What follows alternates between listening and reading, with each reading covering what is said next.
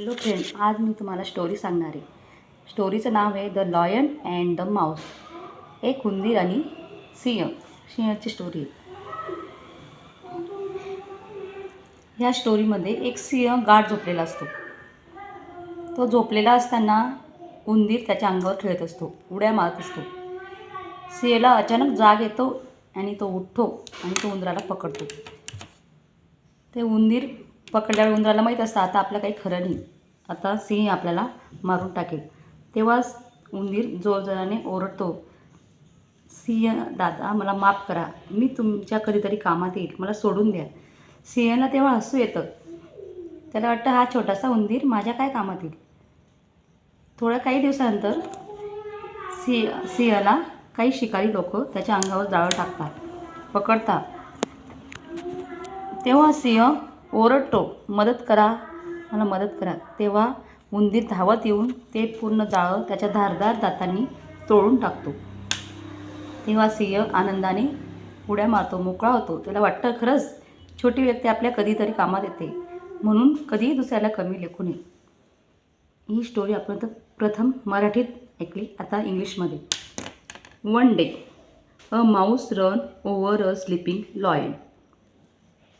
बघा, इथं माऊस झोपलेला आहे आणि उंदीर त्याच्या अंगावर उड्या मारतोय. The lion woke up and caught the mouse. The mouse begged the lion, please leave me, I will save you one day. The lion laughed and free the mouse. सिंह उठतो आणि उंदराला पकडतो. माऊस विनंती करतो, प्लीज मला सोडा, मी तुमच्या कधीतरी कामात येईल. The lion laughed and freed the mouse. Lion सिंहला सोडतो आणि हसतो, हा छोटासा उंदीर माझ्या कामात येईल. A few day later a hunter caught the lion in a net.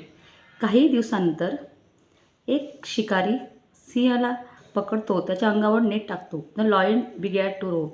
Lion जोरजोराने ओरडतो. बघा, इथं लॉयनच्या अंगावर नेट टाकलेलं आहे. The mouse heard the lion and run to help him.